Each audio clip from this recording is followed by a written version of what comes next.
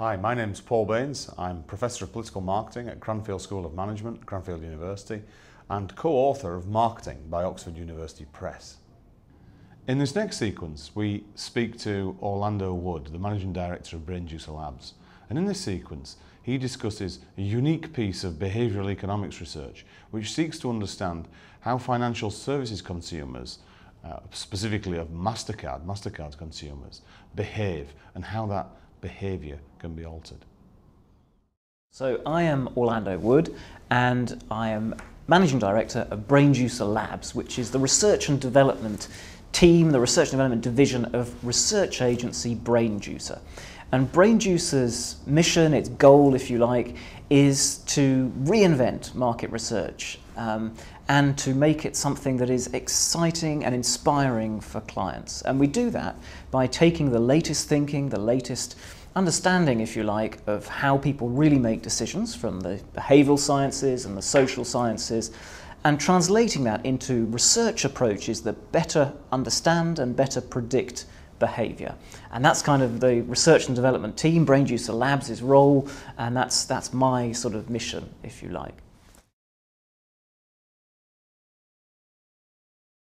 So, MasterCard came to us with a problem, a challenge. They wanted to know more about how people are using newer payment types, e-wallets, frictionless payment like PayPal or iTunes, that kind of thing, and how they can make those sorts of purchases better, faster and quicker. And so they wanted to know particularly about how people were using credit cards and all sorts of other payment types online. And so we put a program of work in place to help them see what's happening, to show them how people in the UK are paying for things online and how they feel about them so that we can make those experiences better.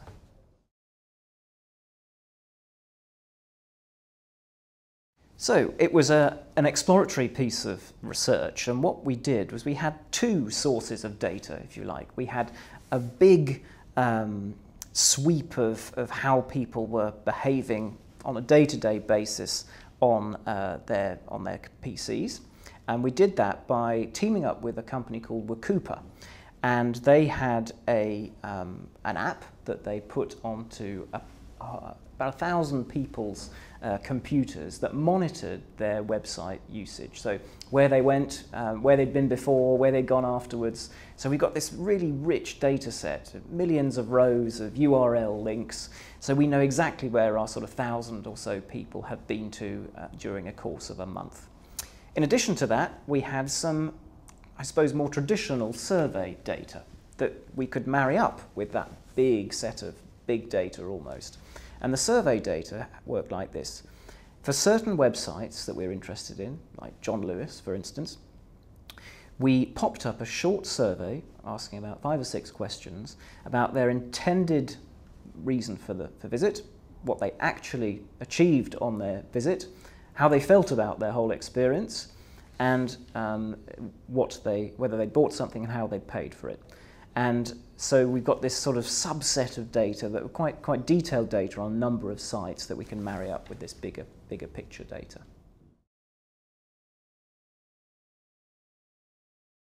So the findings were really quite fascinating.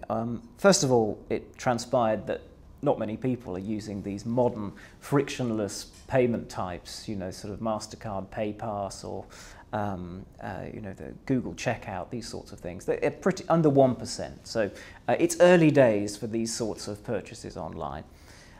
What we found that was really interesting and very helpful for MasterCard was, I suppose, the relationship between how people feel with about their website experience and things like spend, the amount of time that they spend on the website, and whether they come back and how often they come back.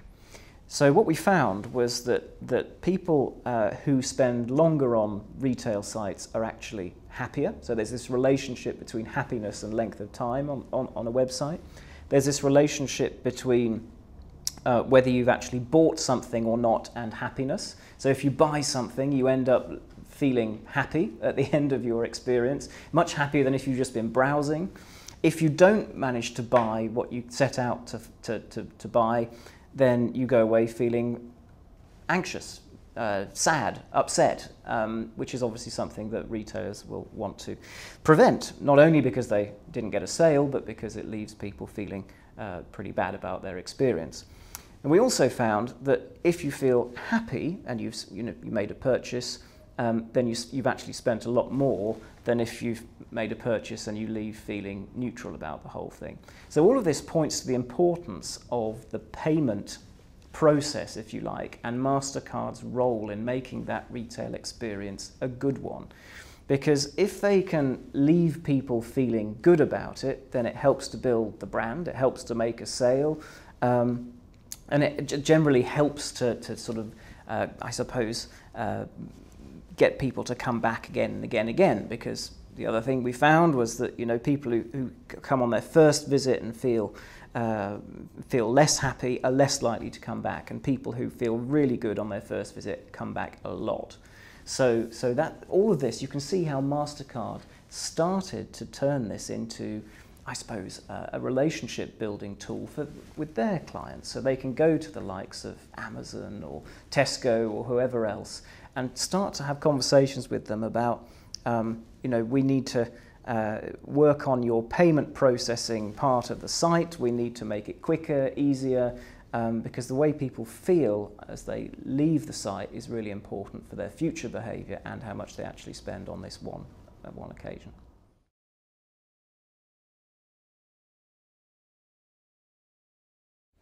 Well, it's different in that much market research is based on historical models of behaviour that actually are looking a little bit out of date these days. If you look at the work of psychologists, the preeminent psychologist of our day, Daniel Kahneman, Nobel Prize winner, he talks about there being two systems of thinking and ways of making decisions. There's system one, which is intuitive and impulsive and emotional, and there's system two, which is analytical, deliberative, slow, not as fast as system one.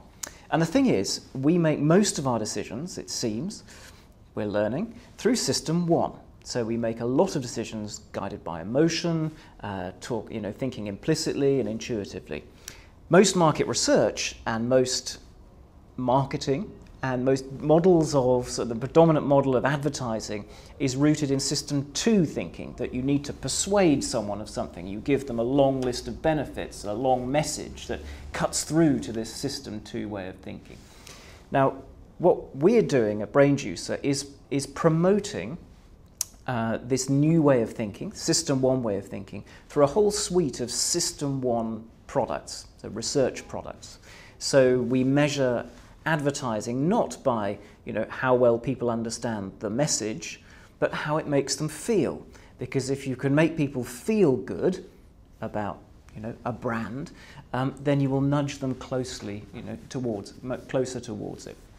So emotional measurement of brands and emotional measurement of advertising is absolutely sort of central to the sort of system one idea. We also have approaches in pack testing, for instance, where we put people under time pressure. By putting people under time pressure, you make them make that quick, instinctive system one decision, just as they do in store when we're in a rush or we're distracted. That kind of approach is very different from the traditional way of doing pack testing, and it mimics real life much better than the traditional ways of doing things, asking purchase intention and so on. The other thing that we're doing, and that I'm actually involved in myself, and I head up, is the behavioural activation unit. So this is applying behavioural economic sort of theories and principles to client problems, whether it be retailers or brand owners. And I guess a bit like the nudge unit, in the Cabinet Office is nudging behaviour through behavioural economics. We're applying the same principles to client problems. So it's an exciting time for BrainJuicer, because these are all new sort of ideas and new things, but exciting time, I think, for the industry as well, because it's moving, it's switching slowly but gradually, and we're at the forefront of this, I like to think, towards a sort of behavioural understanding framework rather than asking people simply about their attitudes and past behaviours. It's nudging behaviour. So behavioural economics If I were to simplify it, it would be that we think much less than we think we think. So we love to believe that we make logical, analytical, deliberative decisions, but actually we don't. We use this system one way of thinking all the time. And system one permeates the sort of broad discipline of behavioural economics. And behavioural economics is a lovely set of anecdotes and stories about quirky human behaviour and the funny decisions that we make. And it doesn't really have an overarching kind of framework for to help us to understand it, to apply it, to make it sort of tangible and memorable for clients and customers. So what we've done at BrainJuicer is create a behavioural model which is really a distillation of the ideas that run all the way through behavioural economics, with System 1 thinking at its heart. Because the thing about System 1 thinking is that it's very susceptible to influence from the environment, so the way the tables and chairs are laid out in this room, the people around us, so people who we interact with every day, and also just the way we feel inside, so whether we're hungry, in a hot state, whether we're tired, all of these things can influence how our System 1 decision making. So environmental influence, social influence, personal influence, they're the three broad themes, I think, in behavioural economics. And if we can learn how to change the environment, or learn how to use social influence, or learn how to work with internal kind of influences, hot states or whatever, then we can start to influence decision making. And that's what behavioural economics really is.